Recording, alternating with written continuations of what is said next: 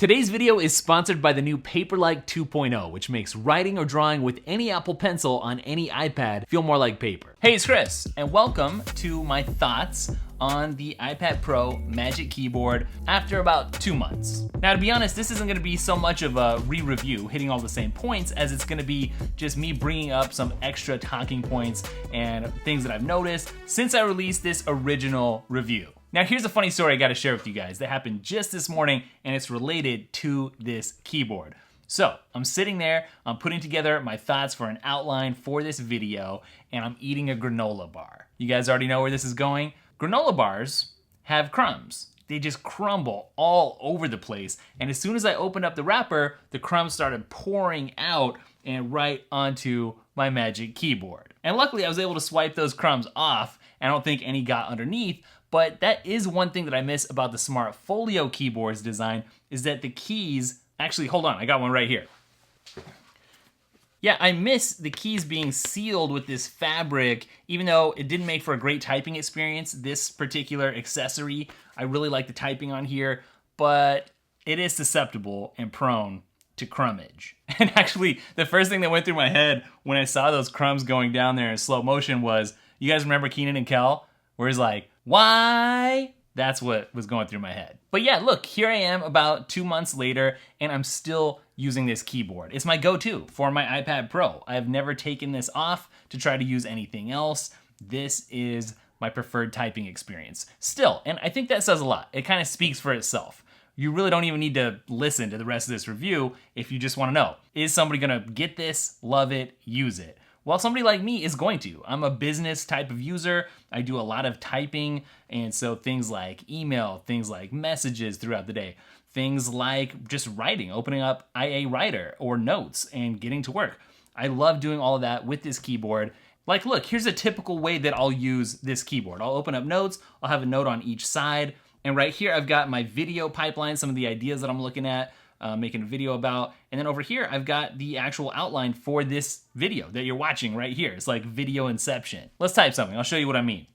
Hey, it's Chris, and this is the world's greatest iPad Pro typing experience. Now, those are actually true words. I'm not just saying that for the video here. The switches in the keyboard here, now that we're back to the old way of doing things, they really are magical compared to the Smart Folio keyboard that I just showed you. Now, here's the thing. And people knew this already. I knew it. I knew it heading into buying and using this for the very first time. It's really annoying to have to take this off, set this aside somewhere, just to be able to do some handwritten notes, which is something that I actually do pretty frequently. I would say for maybe 80 to 90% of the time that I'm using my iPad, I'm using it with the keyboard, because by default, I'm doing those business things that do require typing. But there is that 20% where I come in and I want to do handwritten notes, and it is a pain to have to take this off and set it to the side. You can see it's just sitting there. There's no good place, and let's be honest, you know, I'm in a hurry. I'm not gonna sit there and fold it up and store it away in the bookshelf or something. No, most of the time I take it off and it's just sitting there on my desk, kind of off to the side, sort of in the way. It's inconvenient. This just isn't the friend of tablet mode. And here's the kicker. It's worth it to me to put up with that pain point to be able to use this amazing keyboard. And also, to be honest, I rarely, if ever, use the pencil on the screen like this, because it really has nothing to do with whether or not this is stable enough or sturdy enough for me to use the pencil on when it's on the stand like this, but it's just because I can't get very precise with my pencil. You know, like drawing mode or sketching mode, I need to be precise, and I can't really do that with it wobbling around on here, you know? And while we're at it, let me just mention that turning your iPad over while you're using this and using it as a stand like this is not a good tip. Some people act like that's the greatest iPad tip of all time. It's awkward, it's weird, it wasn't meant for this, it's not convenient. I'm just really not a fan of this as a mode. So really, it is imperfect as a solution for your iPad. You have to decide, what mode am I gonna use this in the most? And if the answer is for a majority of the time, you're gonna be in typing mode, then maybe having this and having to do this in order to get things usable for some situation, then take it off and put over here, you know, maybe that's worth it. But on the other hand, if you're an artist and you need to get in here and do some actual drawing, but you also do some typing, You know, maybe it's reversed for you. Maybe for 80% of the time you're using this in tablet mode, but there's that 20% of the time where you need to use a keyboard. What about for those people? Well, for those people, I would probably say, nah, don't do it. I would probably go with the Smart Keyboard Folio just for the convenience of being able to flip back and forth into those modes, and then you don't need the best typing experience there is for the iPad, which is this guy. One thing that's been kind of a pain ever since I got this was that it wasn't easy to access voice dictation.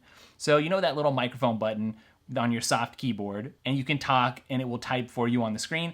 That is something that I use all the time, at least on my iPhone, and I would like to use it more on my iPad. It's just until today, actually, I didn't have a good way to do that, because once you get this keyboard connected, well, where's that microphone button to activate voice dictation? So I reached out on Twitter, and somebody actually told me that if I come in here and put it into typing mode, and then see this arrow down here, if I long press on that, it'll bring the soft keyboard up, and then I can click here, and it will actually activate voice dictation, which is pretty usable. I mean, yeah, I can do that, but it's 2 taps away, and it's just not as intuitive as if there was actually a key down here. And while you can remap a lot of these keys in the settings, there's no way to actually remap one of them to enable voice dictation. Now, in a recent video, I covered the new Scribble feature in my iPadOS 14 walkthrough video. And honestly, after using that for a little bit, and right now it's installed on my other iPad Pro, it's not on this one, so I can't show you right now. But after using it, I feel like I want to use it more. And so to have to take this off just to enable the Scribble functionality, yeah, it's imperfect. Now, in terms of durability, this thing has held up really well. I mean, there's obvious signs on the trackpad and on the space bar of being used. You know, you can tell for sure which hand I use the space bar with the most. There's a few little scrapes and scratches, but honestly, I don't even know if they'll show up on the camera. This material is actually pretty durable. And a lot of people in their initial reviews are saying this is so sharp around the edges, and that hasn't been a problem for me at all. It's never sliced me or even come close. It's never even been something that I've been like, oh, that's annoying that it's that sharp, because it's not a big deal at all. And speaking of things that aren't a big deal at all, the weight hasn't been a big deal at all. That's another thing everyone was griping about when the first wave of reviews hit. People were like, oh, it's so heavy. How am I even gonna live with that? Well, I've been taking it with me all over the place, everywhere I go. But yeah, it's significantly hefty. There's definitely some added weight here, especially compared to the Smart Keyboard Folio. It's just, I don't care. I like the typing experience so much, it just doesn't bother me. And that's the thing, really. If you want a feature bad enough, then you'll put up with a few other inconveniences. I feel like that's kind of the theme of this review. The typing experience is so amazing, but there's no row of function keys, but I put up with it. The typing experience is so great, but it's heavy, but I'm willing to put up with it. And then just a word about the battery life, because obviously if you're using this keyboard with its backlit keys, yeah, it's gonna use more battery than the Smart Keyboard Folio, which didn't have backlighting. But the battery life's been great for me. Like, honestly, it hasn't been a problem. If I use it a lot, which is almost daily, I do end up charging it probably every other day. Usually it gets down into 17% and it's like, oh, okay, I need to charge it overnight or something.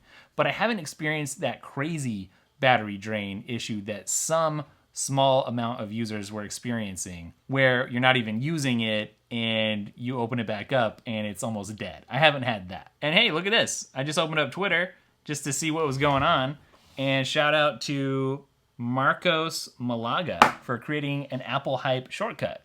Maybe you should steal that from him. All right, I'm gonna give that a retweet. So if you're following on Twitter, you'll be able to find it. And since I mentioned it when I was talking about the battery, let me just mention that the backlighting has been really nice, because there are times when I'm using it at night and it's dark, and this is just night and day difference versus the Smart Keyboard Folio in terms of usability when it's not being used just right in the middle of the day. So what about the trackpad? A lot of people were complaining that it was too small to be usable.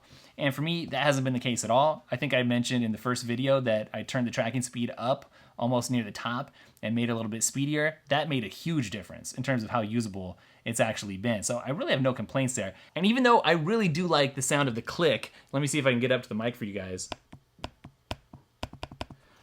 I actually did go back and turn on tap to click. I don't know, there's something about it I just like. It helps me flow through my workflow just a little bit faster. It just seems a little more intuitive, but that's a personal preference. This pass-through charging port over here on the left side of the keyboard, that's been awesome.